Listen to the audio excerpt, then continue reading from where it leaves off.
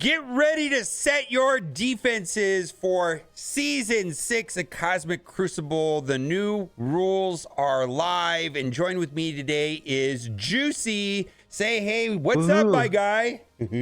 What's up, guys? What's up, people? All right, so we're going to talk about the new room rules and how they are not that prescriptive.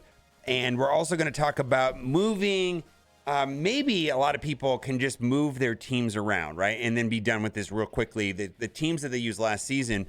But before we do that, I wanted to share who you are and how much you've helped me. And I want to say that you helped me a ton last season. I ended up finishing at like 214. You finished in the top 100. Explain what your last round was like and how much you were punching up in the last round. Yeah, so I'm not a big. So one thing happened is a level cap increase happened in like the last 2 weeks of the season.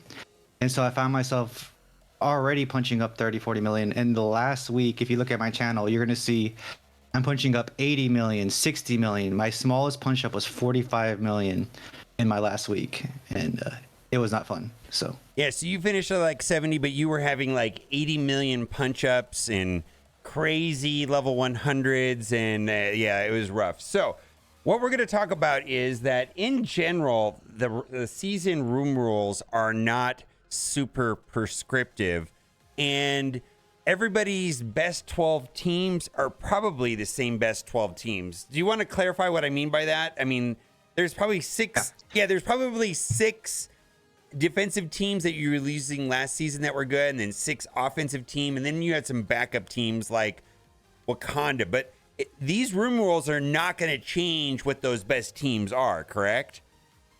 yes, there's nobody that's coming out of the. There's no Wakanda room that's bringing a team that's completely out of the meta into the meta. It's for me when I was setting my defense, I was literally just shifting. Like I literally just hit the button and move things around, and I moved like 3 or 4 parts, and that's about it. Yeah. And so for a lot of people, to save time, just do that. All right. So this is an infographic by Updog, which I think is great because it has multiple suggestions. Like you don't have this team here in the middle built up. You can see the other suggestions down there. So I think that's going to be helpful. If you want to take a look at, link to that will be in the description. Let's talk about room 1. Raider and skirmisher characters gain 200% extra damage when under 50% health. Really the only character that is in those top 6 defensive teams, let's just say it that way, right? The top 6 defensive teams that's going to get a lot of benefit from that is Gambit. So you're thinking about doing unlimited there. What are the good choices and why is that a good idea? Yeah, because he goes into self when he's below 50, and then he gets extra drain when he's in that spot, and he hits hard now because everyone got 3 diamonds through the event, or at least up where we're at. So now with 3 diamonds, he hits so much harder.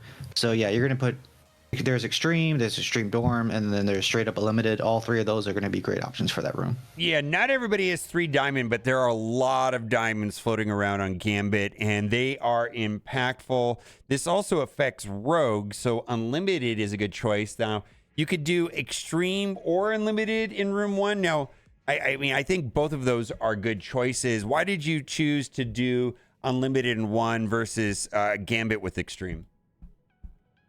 Yeah, so I split my unlimited mainly because I am punching up a lot, so I need my scroll, my APOC on offense to fight these bigger teams, and so splitting that gives me 2 great defensive teams to use.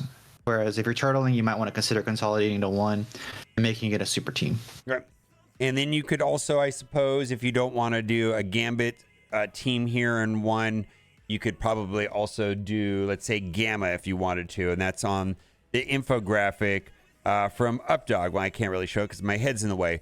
All right, let's go to room 2, which is basically just a Mystic room. And I think we're going to see one of 2 teams here. Talk about Darkhold with Loki versus Darkhold with Quicksilver. I think that both of those lose to Tangle Web Kestrel, and so I think Quicksilver at least can have some value on offense. So I find myself putting Loki there. Not that Quicksilver is not a better tune. I just think that it loses to the same thing, so might as well keep that on offense just in case you need it. Um, and if you're not using Darkhold, I mean, this is pretty much a blank room. There's no other good options. Yeah, I mean, I don't think people are going to be using Weaver there. I mean, I know some people might consider doing Undying there, but then that leaves it open to like using Hive Mind against. Like, if you see Undying a defense, I'm just going to use Hive Mind to wipe them out, right? So I feel like Darkhold is just going to be the default room here. Darkhold has been a strong defensive team, at least 2 seasons in a row, maybe longer. 3 seasons in a row, and I think this is going to be the thing to do here. Now, room 3, I think there's a lot of good choices here in room 3. The way that this room works is that when a positive effect is applied to a character, increase the duration of all positive effects allies of that character by 1, maximum 3, and then the same is true with negative effects. And so you were thinking that Safeguard was going to be important here because any other team could still get it stripped away, right? Other than Superior 6? Sinister 6? Yeah, the Safeguard is the most important thing. If a team doesn't spawn with Safeguard, then you're going to... New Warriors or MOE will just strip it off, and then what's the point of that? And whereas iWatch or Superior 6 or even Unlimited is a decent choice here. They all have Safeguard to make it more difficult to kind of go in there. Yeah, Infinity Watch is not going away. Safeguard plus defense up is kind of a big deal. You were saying that Gamma might fall out of the Crucible meta before Infinity Watch would. Do you think that's true? I think it's very true. I think that defense up and Safeguard and Revives is just so much better because even there's a lot of teams that can beat both of them. For example, Pegasus, if you look at the turn bonus, it takes Pegasus about 4 more turns to beat iWatch than it does to take Gamma.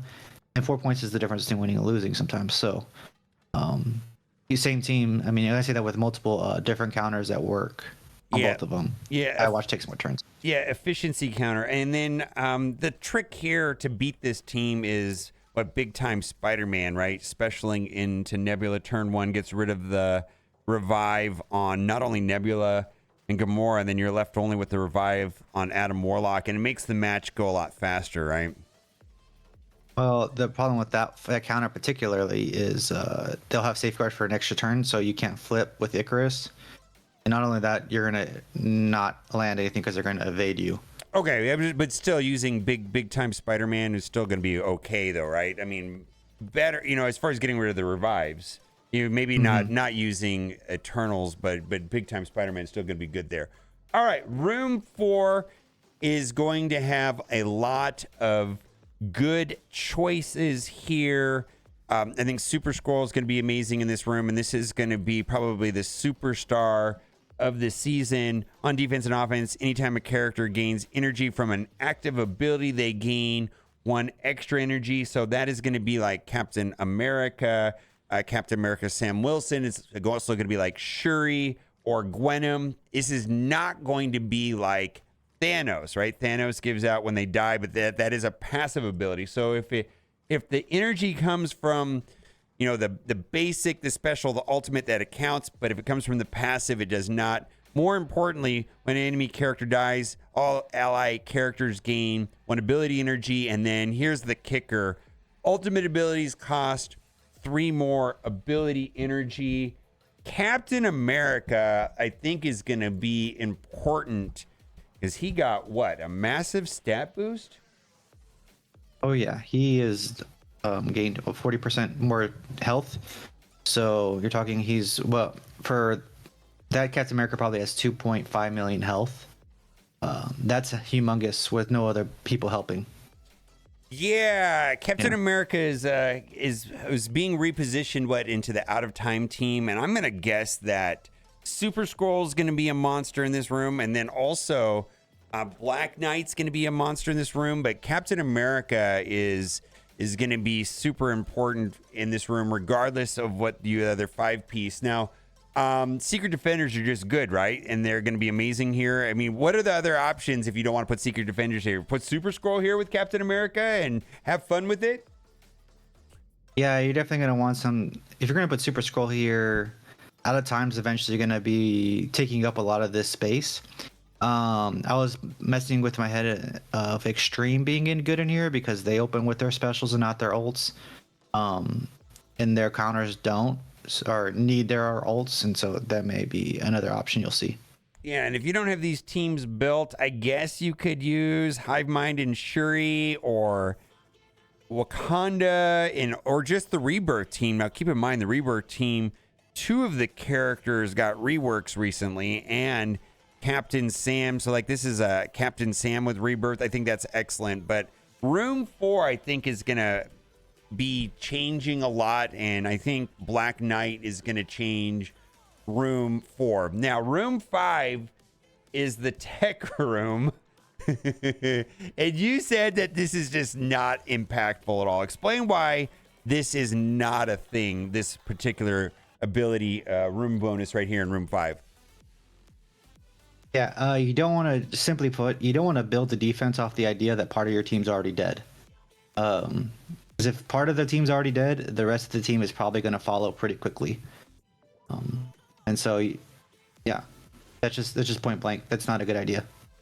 Yeah, it doesn't seem like that'll be too good. I mean, yeah, and I know people are gonna want to put like Pegasus here, but tell me why you think putting Pegasus here is gonna be a bad idea. So Pegasus is so slow that you can use Eternals with OG Falcon, Omega Red, and Shang-Chi. And so in one of my videos, there's a 3.3 million Pegasus team. My Eternals, that same team is 1.8. They're dead before they get a turn.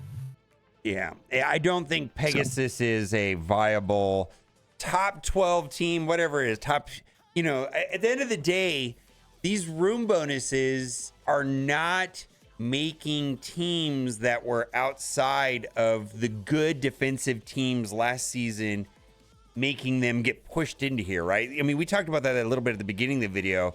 The room bonuses are not prescriptive. So the best 6 defensive teams last season are largely the same best defensive teams this season. And Rooms 5, I don't think that room bonuses, like to your point, is going to be effective. Now, if you wanted to take advantage of that, I guess you could do Superior 6. You could do Pegasus.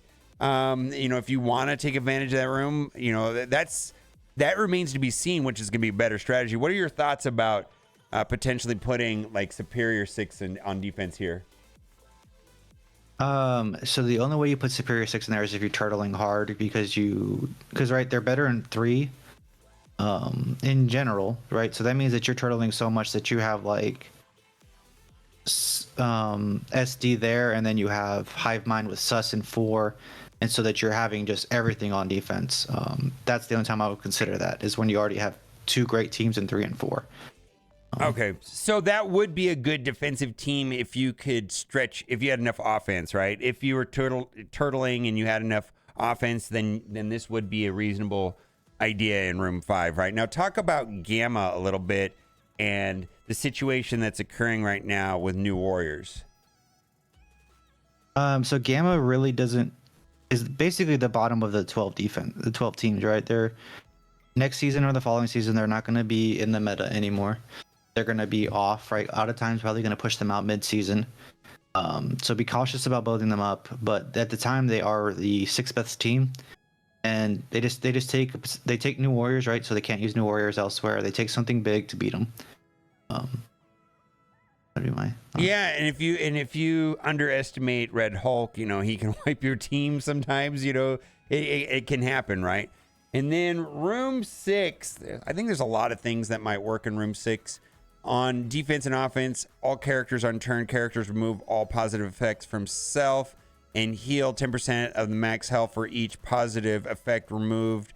I feel like this kind of would be a good room to put Infinity Watch in, right? Oh yeah, because their counters lose their offense up. So this is a great room for them, right? Eternals are going to lose their offense up and all those buffs that Icarus starts with, so they're not going to clear them as quickly.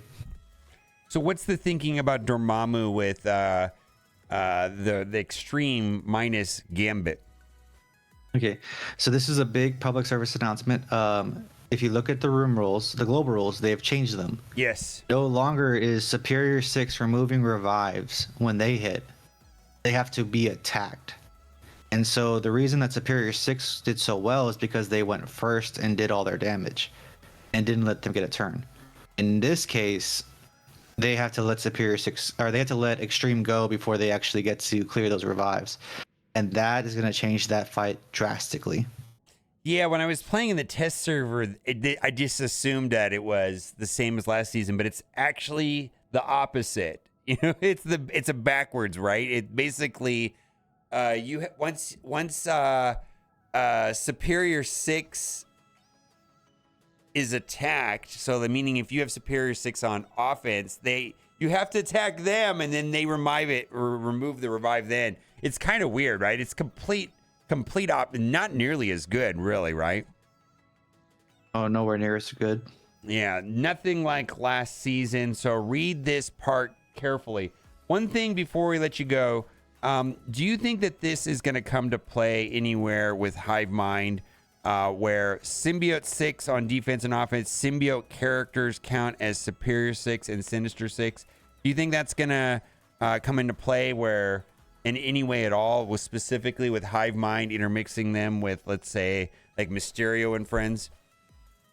Oh, definitely. This is the best part of this, I think, of the new rules is the fact that you're taking the ones that benefit the most are the Sinister 6 that you use for war. Your Vulture, your Shocker, your Mysterio. They're going to mix in really well with that Hive Mind team to make yourself another offense or another defensive team. Yep. All right. So head over to Juicy's channel and I will put a link to your channel. We're going to do a video over there. It's a little bit different than this one, but if you're interested in being competitive, specifically in Cosmic Crucible, you're going to want to pay attention to everything you do over there. I know I do. It's kind of a big deal, right? How much you've been punching up and crazy teams you've been having to play against. Anything you want to say before we go? I said best of luck, and if you want to learn how to counter these teams, watching our videos throughout the week is the best way to learn. Yes, we'll both be putting up videos all week long, and in a week from now, we'll have a different plan. It's always this way the first week. We don't really know what's going to work, but we'll figure it out, right? Yeah, or you'll learn what not to do and laugh at us while we blow up. All right, bye for now. A moment can't go to waste. I let go of your name, girl.